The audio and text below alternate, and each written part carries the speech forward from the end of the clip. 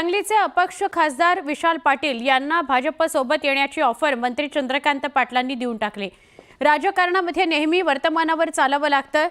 ते जर सत्ताधाऱ्यांसोबत आले तर जिल्ह्याच्या विकासालाही हातभारच लागेल असं चंद्रकांत पाटील म्हणाले।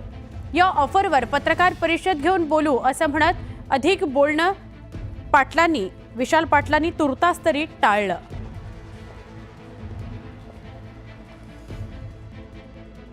राजकारणात नेहमी वर्तमानावर चालावं लागतं। पुढे काय माहीत नाही। वर्तमानामध्ये त्यांच्या हाताशी अजूनही 4 वर्ष 2 महिने आहेत। मे महिन्यात त्यांचं वर्ष पूर्ण व्हायचं, त्यामुळे 2 महिने आहेत। तर त्यामुळे 4 वर्ष 2 महिन्याच्या कालावधीचा आम्ही विचार करतो आहोत। जर ते बरोबर आले तर आमची केंद्रातली एक संख्याही वाढते आणि मग जिल्ह्यातल्या विकासाच्या कामांना त्यांना जे करायचं आहे त्यालाही सोपं जाईल। म्हणून आम्ही त्यांना जाहीर ऑफर आता पुन्हा एकदा देत आहोत, त्याचा त्यांनी विचार करा।